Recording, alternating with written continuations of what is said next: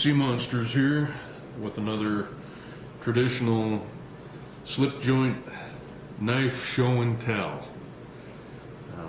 This isn't a review because the knife you're looking at is not a knife that I carry or put to use. It's a collector's piece, though there's nothing that would stop you from having such a knife and using it as you so choose.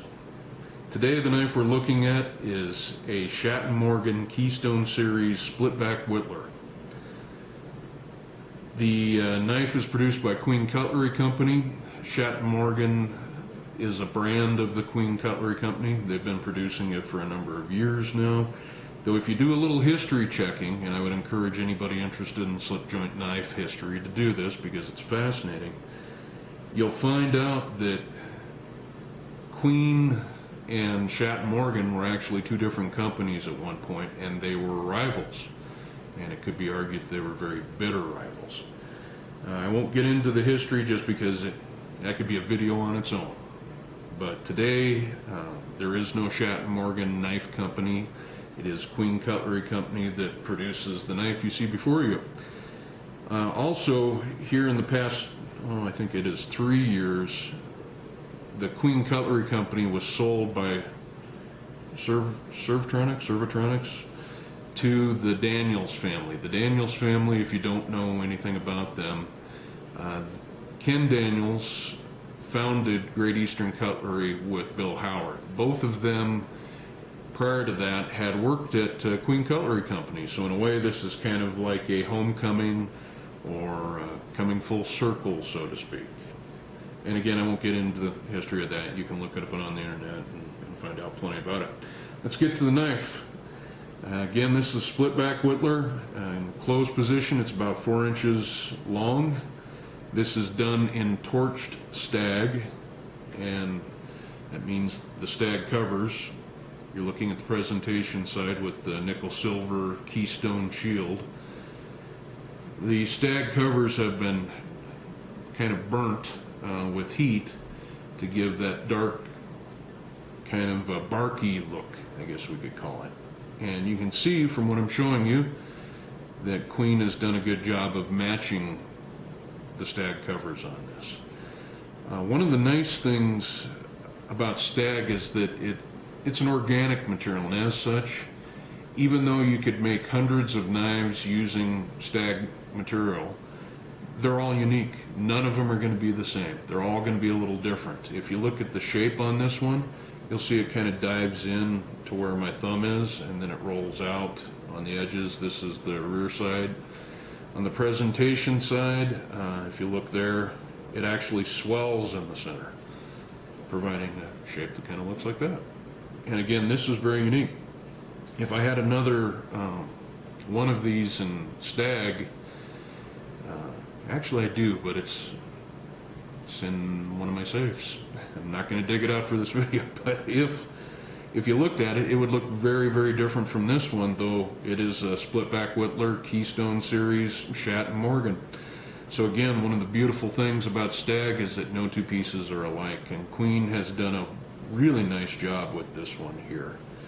And again, Keystone Series is a series of Schatt Morgan knives that Queen has offered for a long time. At one point they had discontinued it, but the Daniels family, after having run Queen for a little bit, brought it back. I'm glad they did. It happens to be one of my favorite series of all the Schatt Morgan knives, and they've been around a long time, so there's a lot of them out there that are not Keystone Series and a lot that are.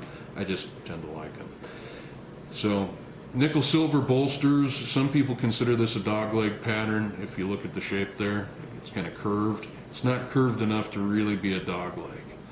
So a little point of distinction there for you to know. You can see that bolster at the tail end, the end cap there, is a little smaller than the one at the front end.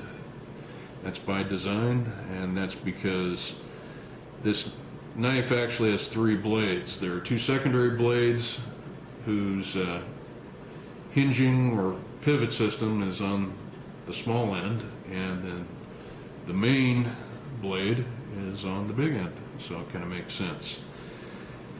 Now, Splitback Whittlers are a highly collectible pattern for slip joint knife enthusiasts.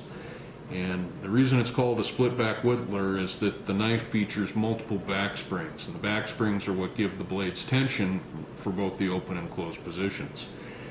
And though you can't see it in my crappy camera, the springs are all closed off at one end, and they go down to a spacer here towards the larger end of the knife, and it opens up. That spacer serves to split the back springs. That's why it's called a Splitback Whittler. The Whittler design, if you can just take it at face value for the name, is originally conceived for whittling wood. And if you know anything about knife use, and if you've ever whittled wood or watched anybody whittle wood, it puts a lot of strain and stress on the knife. So the back springs have to provide enough strength and tension that the main blade will stay open while you're whittling. That's one of the more extreme uses of a slip joint knife, and this particular design is really geared to handle that kind of strain and stress.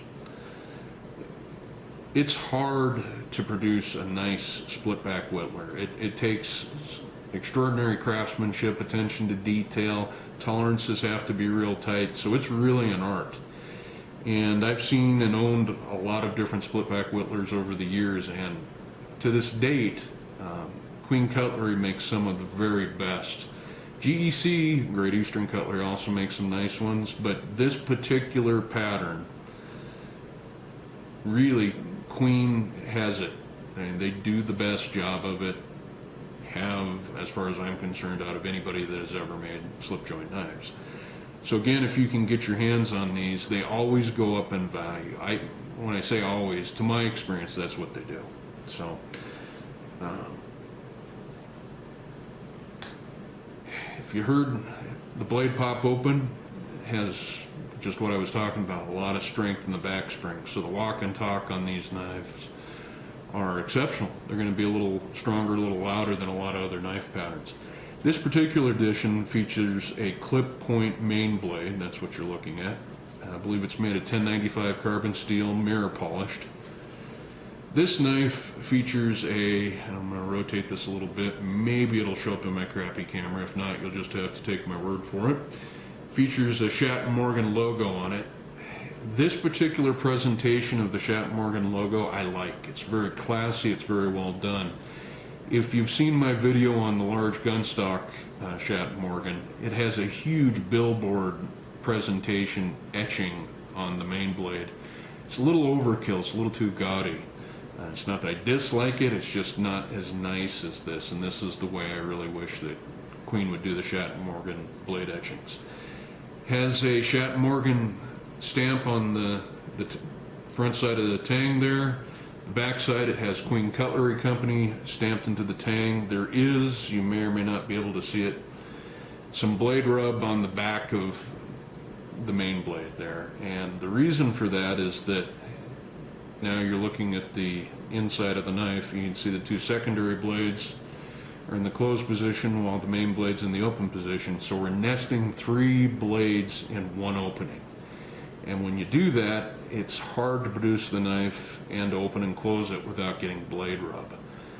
The Apostle P, he's another YouTube channel. He talks about the sequence, the proper sequence for opening the blades. I believe it's in one of the traditional knife anthology videos with How About the Truth, Steve. They do a great job of explaining the proper way to open and close the blades in sequence in a Splitback Whittler to try and avoid the blade rub. Won't always stop it, but it helps. So there is a proper way to do that. There is a swedge right here above the nail nick. By the way, I wish that were a long pull because the pull weight on this knife is between 7 and 8. And while it's not a nail breaker, it's close. Other than that, no real swedge on the very drop here, but that swedge at the top, you can probably see it a little better on the back, is beautifully done, very elegant, very nice. let's have a look at secondary blades. Okay, what you're looking at there is the clip blade, the small clip blade. This is one of my favorite knife shapes that Queen does. This is just a beautiful, elegant little blade. It does have a tang stamp that says Schatt Morgan, and it has tiny swedges that are very subtle, but for knife collectors it's fun to look at that stuff. For anybody that isn't a knife collector, that's probably esoteric crap. That's probably how they view it. One of those who cares, but you probably wouldn't be watching this video if you were one of those people. So if you get one of these live and in person, you'll see why I like that little blade so much. The pull weight on the secondary blades is somewhere between 4 and 5, so it's fairly lightweight, but what you'll do with those secondary blades are lighter weight tasks. There's a nice little pen blade, again, tang stamp says Schatt Morgan, nothing on the rear. Does have a little swedge, very, very tiny swedge. Beautiful polished blades, just wonderfully done. Both these little blades are extremely useful.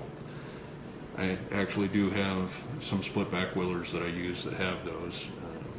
They're bone-handled ones, so while they're nice, they're not quite as collectible as the stag ones. And those little blades come in super handy.